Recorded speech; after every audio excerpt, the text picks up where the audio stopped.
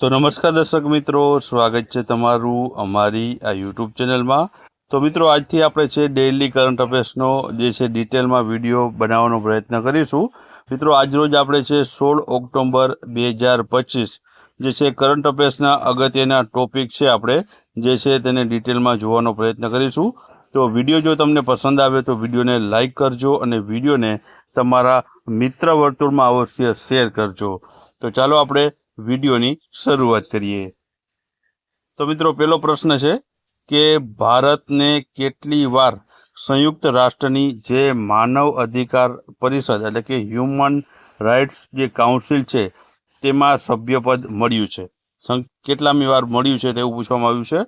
तो ऑप्शन आपेला छे 5 वखत, 6 वखत, 7 वखत के 8 वखत।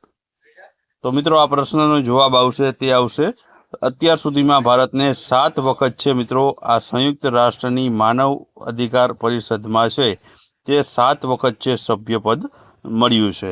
હવે આને ડિટેલમાં આપણે માહિતી જોઈએ તો મિત્રો, ભારત આવતા વર્ષથી એટલે કે 3 વર્ષના કાર્યકાળ આપેલો છે 2026 થી 2028માં છે સંયુક્ત રાષ્ટ્રની જે માનવ અધિકાર પરિષદ છે તેમાં ભારતને છે બિનહરીફ તરીકે છે ચૂંટાયું છે અને આ 7મી વખત મિત્રો ભારત છે આમાં જે છે સભ્યપદ મેળવવાનું છે।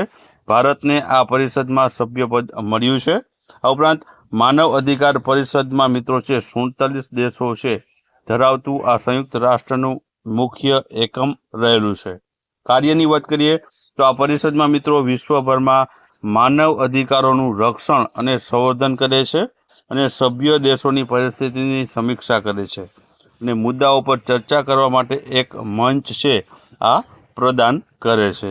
ત્યારબાદ આગળ આપણે વાત કરીએ તો આગળનો પ્રશ્ન છે કે દેશના પ્રથમ સહકારી મલ્ટીફીડ કોમ્પ્રેસ્ડ બાયોગેસ પ્લાન્ટનું ઉદ્ઘાટન છે તે ક્યાં કરવામાં આવ્યું છે?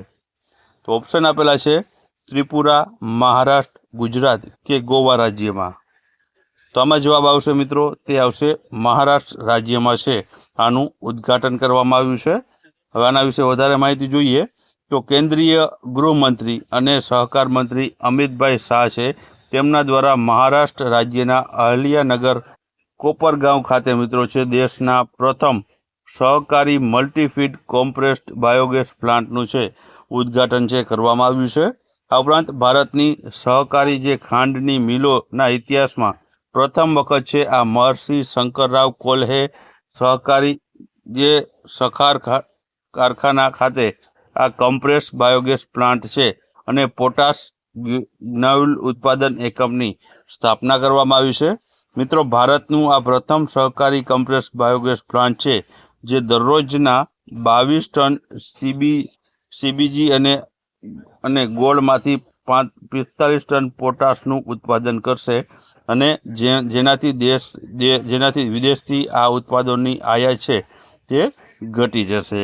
ત્યારબાદ આગળ વાત કરીએ તો આગળ પ્રશ્ન છે કે એક કેલેન્ડર વર્ષમાં 1000 ઓડીઆઈ રન જે છે બનાવનાર વિશ્વની પ્રથમ જે મહિલા ખેલાડી કોણ બની છે? મિત્રો, મહિલા ખેલાડીની વાત થઈ છે તો ઓપ્શન આપેલા છે મિતાલી રાજ, સ્મૃતિ મંધાના, હરમનપ્રીત કૌર કે આમાંથી કોઈ નહીં। તો આ પ્રશ્નનો મિત્રો જવાબ આવશે તે આવશે સ્મૃતિ મંધાના આવશે। અહીં તમે જોઈ શકો છો એક જ કેલેન્ડર વર્ષમાં તેમણે 1008 જેટલા રન અત્યાર સુધીમાં બનાવી ચૂકી છે।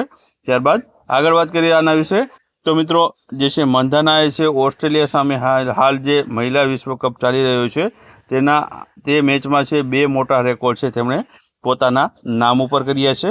મિત્રો, મંધાનાએ છે ઇતિહાસમાં એક કેલેન્ડર વર્ષમાં 1000 ઓડીઆઈ રન બનાવનાર વિશ્વની છે મિત્રો તે પ્રથમ મહિલા ખેલાડી છે બની છે। આ ઉપરાંત 5000 ઓડીઆઈ રન જે બનાવનાર સૌથી યુવા અને ઝડપી ખેલાડી પણ છે મિત્રો સ્મૃતિ મંધના બની છે।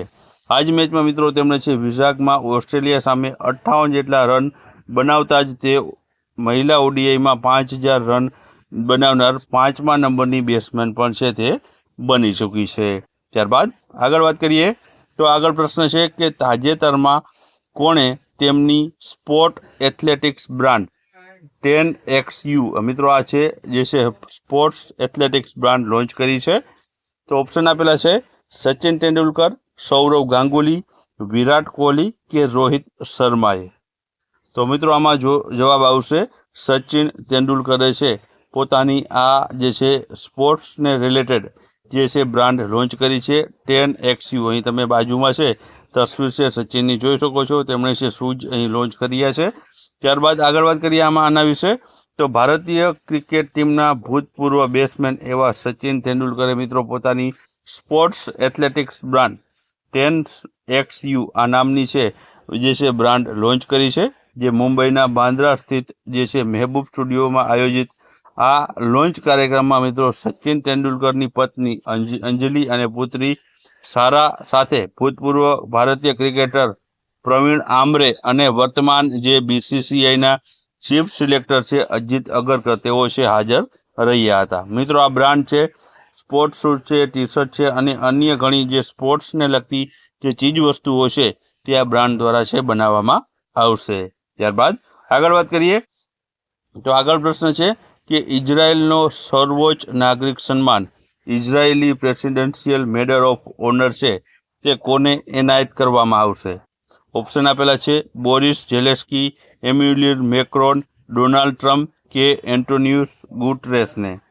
તો આમાં જવાબ આવશે મિત્રો ડોનાલ્ડ ટ્રમ્પને છે આ ઇઝરાયલનો સર્વોચ્ચ નાગરિક સન્માન છે તે એનાયત કરવામાં આવશે. હવે મિત્રો શા માટે એનાયત થશે તેના વિશે વાત કરી લઈએ.